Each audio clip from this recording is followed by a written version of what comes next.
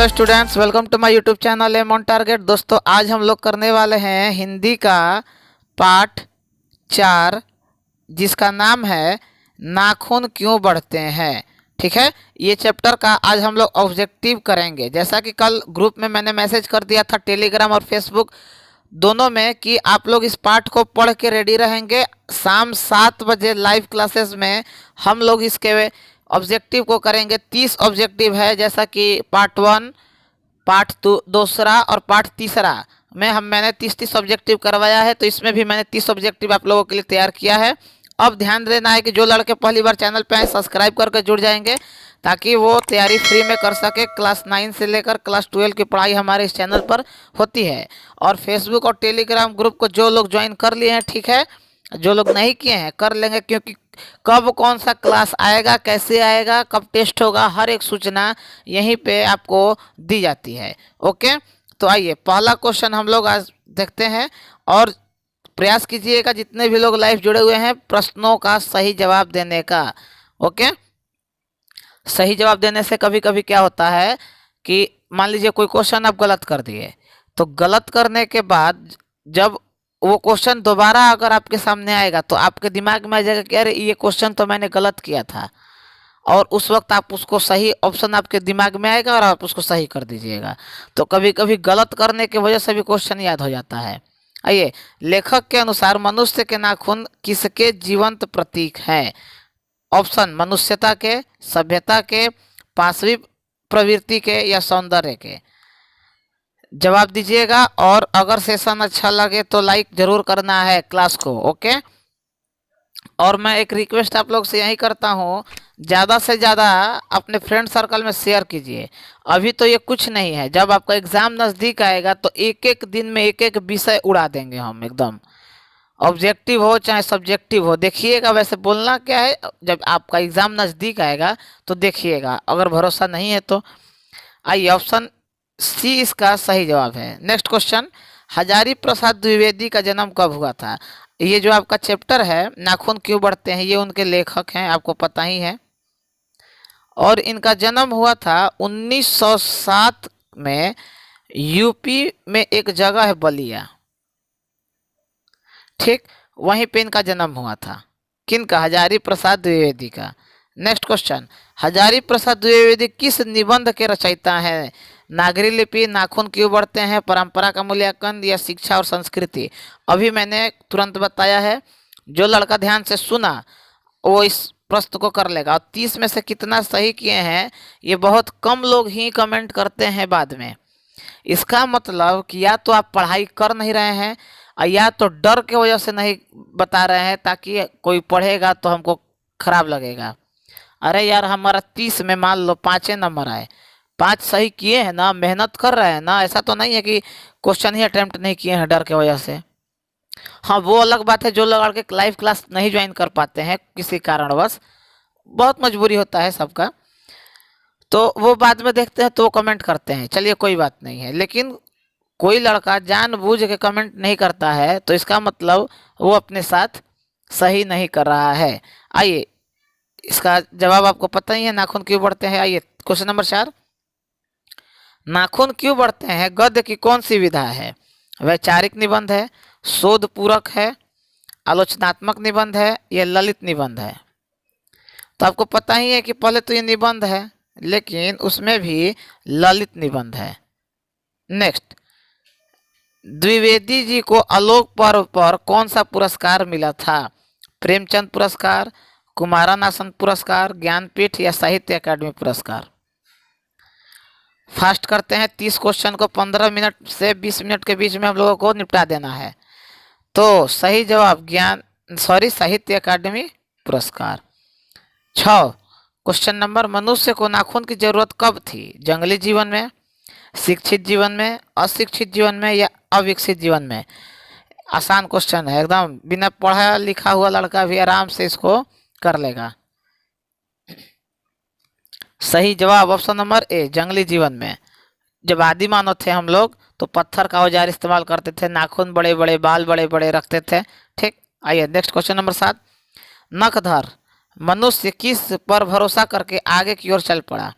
स्वयं पर, देवताओं पर, पाषाण अस्त्र पर या एटम बम पर। ये निबंध में एक जिक्र है जापान हिरोशिमा वाला, ठीक, उससे रिलेटेड ये क्वेश्चन है, तो एटम बम पर। नेक्स्ट, अल्पज्ञ पिता कैसा जीव होता है? दयनीय, बहादुर, अल्पभाषी या मृदुभाषी?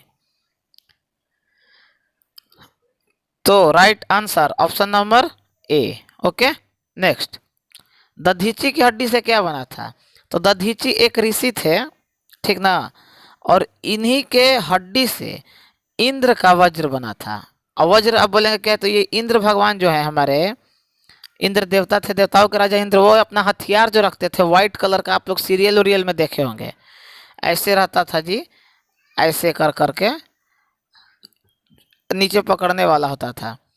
तो उनका वज्र जो था वो इंद्र भगवान का, देवता का, भगवान थोड़ी है वो, तो देवता है, दधीची ऋषि के हड्डी से बना था। नेक्स्ट, पहले के मनुष्य नाखून क्यों बढ़ाते थे? अपनी रक्षा के लिए, सुंदर लगने के लिए, कुरूप लगने के लिए, दूसरों की रक्षा के लिए?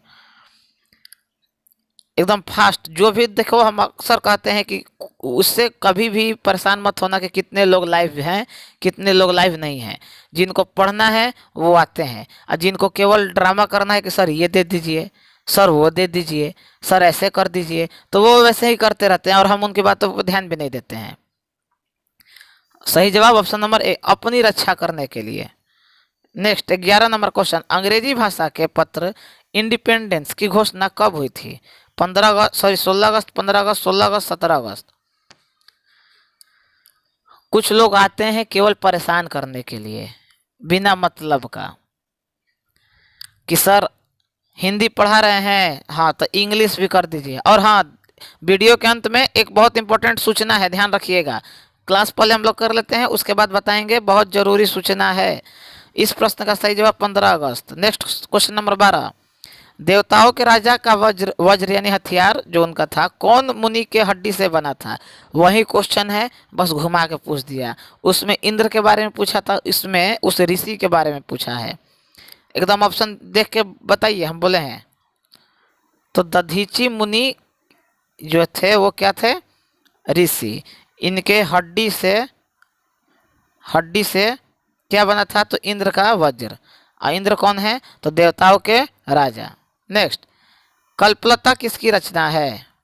हजारी प्रसाद द्विवेदी, गुणाकर मूले, अशोक वाजपेयी, महात्मा गांधी? अब किसके, जिसके बारे में, ये इंपॉर्टेंट याद रखना, कुछ कुछ रचना सबका देख लेना। ऑब्जेक्टिव ईमानदारी से कर लो, इसके अलावा ऑब्जेक्टिव करने का जरूरत नहीं पड़ेगा। जो भी चैनल के माध्यम से कंटेंट प्रोवाइड किया जा रहा है, ईमानदारी से कर लो, उसके बाद निश्चिंत रहो। Hazari Prasad Dwivedi, option A is the right answer. Question number 14, मनुष्य को सुखी बनने हेतु भौतिक संसाधनों की वृद्धि करने की सलाह कौन लोग देते हैं? तो वही लोग देते हैं जो खुद नहीं करते हैं।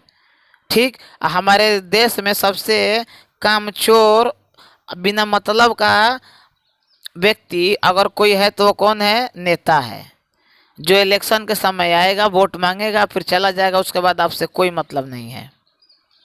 नेक्स्ट क्वेश्चन नंबर 15, देश की आज़ादी के लिए हजारी प्रसाद द्विवेदी ने अपने निबंध को किस शब्द को उपयुक्त बताया है?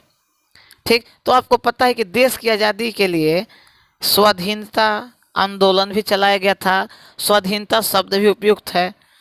नेक्स्ट, नाखून क्यों बढ़ते हैं निबंध के लेखक ने किस बूढ़े आदमी का जिक्र किया है? गोपाल कृष्ण गोखले, सॉरी बालकृष्ण, यहाँ गोपाल कृष्ण गोखले होना चाहिए, बालकृष्ण नहीं। सरदार पटेल, महात्मा गांधी या कृष्णचंद्र गांधी? अगर आप चाहते हैं कि 400 प्लस आए तो बहुत लोग अक्टूबर के बाद पढ़ते हैं, कुछ लोग सितंबर के बाद पढ़ते हैं, तो आप ये गलती मत कीजिएगा।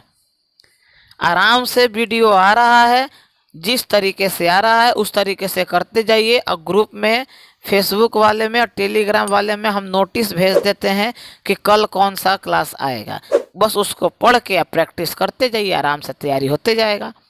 और सब्जेक्टिव के लिए प्रिया कुमारी बहुत परेशान रहती है, सर करवा दीजिए, सर करवा दीजिए। अरे पहले चैप्टर पढ़ लो, ऑब्जेक्टिव कर लो, इसी तरह तुम्हारा सब्जेक्टिव तैयार हो जाएगा। हम करवाएंगे यार, हम बोले हैं करवाएंगे, तो इसका सही जवाब महात्मा गांधी है। 17 नंबर क्वेश्चन, गौतम ने कहा था कि मनुष्य की मनुष्यता है किस चीज में? ऑप्शन पढ़िए, जवाब दीजिए। मनुष्य की मनुष्यता किस चीज में है? तो सभी के दुख सुख को सहानुभूति के साथ देखना, मतलब किसी के दुख को अपना दुख समझना। नेक्स्ट, नाखून क्यों बढ़ते हैं निबंध नई पीढ़ी में कौन सा ये मिसप्रिंट है, भाव जगाती है, यहाँ पे होगा भाव जगाती है। तो कौन सा भाव जगाती है? इस प्रश्न का जवाब आप लोग होमवर्क में दीजिए, अगर आप पढ़े होंगे तो थोड़ा बता देंगे। ठीक, ये क्वेश्चन नंबर 18 होमवर्क। आइए 19 नंबर क्वेश्चन, हिंदी साहित्य का आदिकाल के रचनाकार कौन है? तो सबको पता है। अब देखो यहाँ पे ये थोड़ा मिसप्रिंट है या टाइपिंग वाले ने गलती किया है। नलिन विलोचन शर्मा तो होगा नहीं, यहाँ आचार्य हजारी प्रसाद द्विवेदी भी है या हजारी प्रसाद द्विवेदी भी है, तो तुम लोगों को करना है आचार्य हजारी प्रसाद द्विवेदी। ठीक, याद रखना। वैसे ये दोनों तो सेम ही नाम है, बस आचार्य अलग से लग गया है, तो ऐसा नहीं होना चाहिए, ऐसा क्वेश्चन होगा भी नहीं। बस हिंदी साहित्य का आदिकाल आचार्य हजारी प्रसाद द्विवेदी याद रखना। नेक्स्ट, द्विवेदी जी ने निर्लज अपराधी किसे कहा है? तो जो चैप्टर का नाम है उसी को कहा है, नाखून क्यों बढ़ते हैं। नेक्स्ट, महाभारत क्या है? आज एकदम जवाब दो, अब ये सब गलत नहीं होना चाहिए।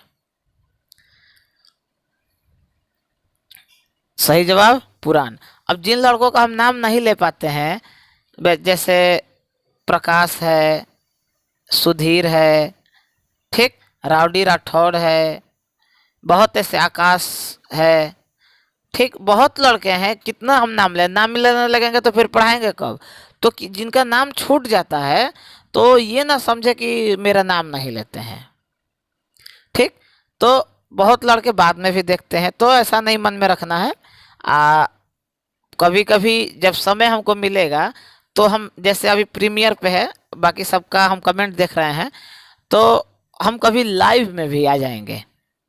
ठीक, लाइव में सब ऑन द स्पॉट आप लोगों के कमेंट्स और आप लोगों का नाम ले लेंगे, बस आप लोग भी खुश, हमारा भी क्लास हो जाएगा। नेक्स्ट, किस देश के लोग बड़े बड़े नख पसंद करते थे? तो याद रखिएगा ये गौड़ देश के लोग थे, गौड़ देश के लोग थे, ये बड़े बड़े नाखून पसंद करते थे। नेक्स्ट, हिरोशिमा कहाँ अवस्थित है? यहीं एटम बम वाला जो था, एटम बम वाला कॉन्सेप्ट यहीं पे था। तो ये जापान के दो शहर था, हिरोशिमा और नागासाकी, जिस पर अमेरिका ने परमाणु बम पटक दिया था। क्या किया था? पटक दिया था, आई बर्बाद हो गया था। नेक्स्ट, अशोक के फूल किन की रचना है? 24। ओके, तो ये क्वेश्चन भी आप लोग होमवर्क में बताएंगे, क्योंकि ये क्वेश्चन भी इम्पोर्टेंट है। ओके, कोई समस्या? 2 क्वेश्चन दिए हैं ना, अब पता ही है कि होमवर्क तो देते ही हैं। आइए, अब 30 क्वेश्चन में 1-2 क्वेश्चन होमवर्क नहीं देंगे तो मजा भी नहीं आएगा। कौन मनुष्य का आदर्श नहीं बन सकता है? तो शेर, बंदरिया, भालू, हाथी। अब बताओ, बंदरिया तुम्हारा आदर्श कभी बनेगी? बंदरिया से तुम क्या सीखोगे? हाथी से चलो ताकत उठाना, शेर से उसका बहादुरी, भालू से उसका जो एक्टिविटी है उससे कुछ सीख, बंदरिया से क्या सीखोगे? नेक्स्ट, देवताओं का राजा से किन्हें संबोधित किया जाता है? पीछे बताए हैं। देवताओं का राजा कौन है भाई? इंद्र। अब ये मत कहना कि देवों का देव महादेव, भाई वो देवों का देव है, ये देवताओं के राजा पूछा है।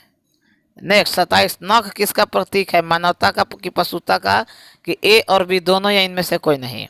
नख यानी नाखून किस चीज का प्रतीक है? तो पशुता का। अब नाखून बढ़ा लोगे तो जानवरें ना लगोगे। नेक्स्ट, काशी हिंदू विश्वविद्यालय से हजारी प्रसाद द्विवेदी को कौन सी उपाधि दी गई थी? तो ये जो उपाधि थी वो कौन थी? जवाब दीजिए, कमेंट कीजिए। सही जवाब है पद्म विभूषण। नेक्स्ट, हजारी प्रसाद द्विवेदी कब पद्म विभूषण की उपाधि से सम्मानित किए गए? कब किए गए? तो 1957 ईस्वी में। याद रखिएगा, कोई पूछ भी सकता है कि इनमें से कौन हजारी प्रसाद द्विवेदी को सम्मान से सम्मानित किया गया था, तो पद्म विभूषण। आज का आखिरी क्वेश्चन, द्विवेदी जी ने निर्लज अपराधी किसे कहा है? इंपॉर्टेंट है, ये भी होमवर्क दे देगा ना, ज्यादा हो जाएगा, 2 क्वेश्चन पर्याप्त है। तो नाखून को निर्लज अपराधी कहा था। ओके, तो 30 क्वेश्चन आज पूरा हो गया। 2 हम दिए हैं आपको होमवर्क के लिए, आपको कमेंट में बताना है बाद में, ठीक? नीचे कमेंट में जिसका सही होगा, अच्छे से लिखा होगा, उसका कमेंट हम पिन कर देंगे, 1 नंबर पे शो करेगा। ओके, तो मिलते हैं अब हम लोग। हाँ, एक और बात यहाँ पे, कल से 7 बजे शाम को अब हम लोगों का क्लास हो रहा है, आपको पता ही है। कल अब हम लोग इंग्लिश का चैप्टर करेंगे, ठीक? इंग्लिश पढ़ लिए होंगे, उसका ऑब्जेक्टिव करेंगे। ओके, अब ये मत बोलना कि सर चैप्टर पढ़ाइए। चैप्टर तुम लोग पढ़े होगे अपने कोचिंग में, इंस्टीट्यूट में जरूर पढ़े होगे, उसका ऑब्जेक्टिव हम करवा देंगे। ओके, और बहुत ऐसे जगह हैं जहाँ से तुम इस चीज़ को पढ़ सकते हो, और जहाँ तक पॉसिबल होगा हम समझाते हुए करेंगे। इसका नोटिस तुमको कब क्या आएगा, कि कल इंग्लिश करवा दें या साइंस का ऑब्जेक्टिव करवा दें, ये बताना हमको, ठीक? कहाँ बताओगे? तो हम ग्रुप में पूछेंगे, टेलीग्राम में और फेसबुक वाले ग्रुप में हम पोल कर रहे हैं, पोल दे देंगे, टेलीग्राम में भी और यूट्यूब पे भी, दोनों जगह। साइंस कल किया जाए शाम को 7 बजे, की इंग्लिश किया जाए, बताना। ओके, तो मिलते हैं नेक्स्ट वीडियो में, और सब्सक्राइब और लाइक का कमेंट देख लेना, ठीक है? अपने से करना है कि नहीं करना है, ईमानदारी पूर्वक एकदम। अगर हम मेहनत कर रहे हैं तो तुम थोड़ा सा मेहनत करो, क्लास 9 से 12 तक के लड़कों को शेयर करो, ताकि वो भी फ्री में पढ़ पाए जैसे तुम पढ़ रहे हो। ओके, तो मिलते हैं नेक्स्ट वीडियो में, तब तक के लिए जय हिंद, जय भारत।